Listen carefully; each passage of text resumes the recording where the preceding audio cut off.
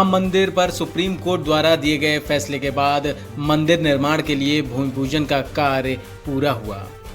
प्रधानमंत्री नरेंद्र मोदी ने शुभ मुहूर्त पर मंदिर निर्माण की नींव रखी। एक तरफ जहां इस ऐतिहासिक क्षण की दुनिया गवाह बन रही थी, वहीं इसी दौरान MIM नेता असदुद्दीन ओवैसी ने अपने ट्विटर पर बाबरी मस्जिद की फोटो शेयर करते हुए अपना दर्द बयां किया। असदुद्दीन ओवैसी ने ट्वीट में लिखा, बाबरी मस्जिद थी, है और रहेगी इंशाअल्लाह। AIMIM के नेता ने #बाबरी जिंदा है के साथ इस ट्वीट को शेयर किया। इससे पहले भी ओवैसी ने PM मोदी के भूमि पूजन कार्यक्रम में शामिल होने पर सवाल उठाते हुए कहा था कि ये संविधान सम्मत नहीं होगा। ओवैसी के अलावा भूमि पूजन से पहले मुस्लिम पर्सनल लॉ बोर्ड का भी हैरान कर देने वाला बयान आया। इस कार्यक्रम से पहले मुस्लिम पर्सनल लॉ बोर्ड ने एक ट्वीट के जरिए लोगों से कहा कि दुखी होने की जरूरत नहीं है, कोई स्थिति हमेशा के लिए नहीं रहती। बोर्ड ने अपने ट्वीट में सुप्रीम कोर्ट के फैसले को अन्यायपूर्ण बताया है।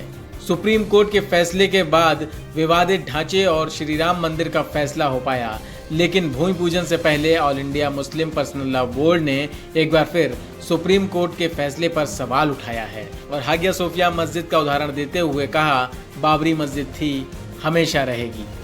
All India Muslim personal law board ने अपने ऑफिशियल ट्विटर हैंडल से ये बात ट्वीट की। ट्वीट में जो शब्द थे उसके मुताबिक बाबरी मस्जिद थी और हमेशा मस्जिद ही रहेगी। हागिया सोफिया इसका एक बड़ा उदाहरण है।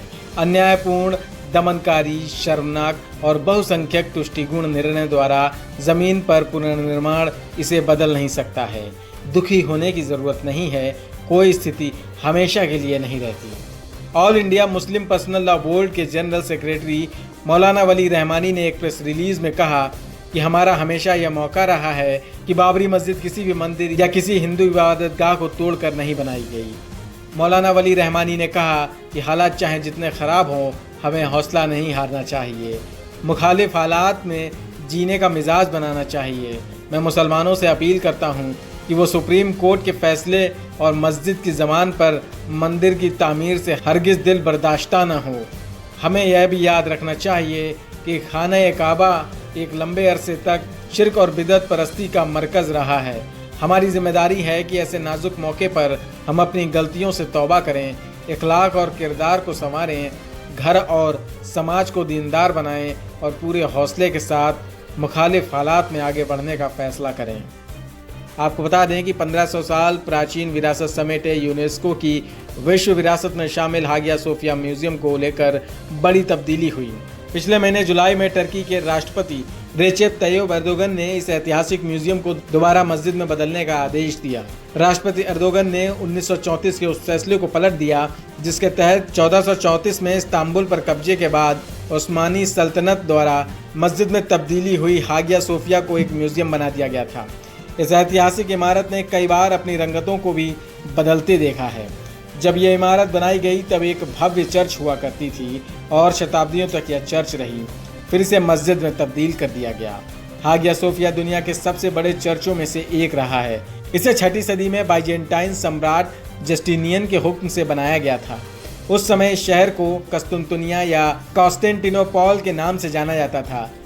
हागिया सोफिया का उदाहरण मुस्लिम पर्सनल लॉ बोर्ड का देना हैरान करता है। मुस्लिम पर्सनल लॉ बोर्ड के इस बयान को धमकी के तौर पर देखा जा रहा है।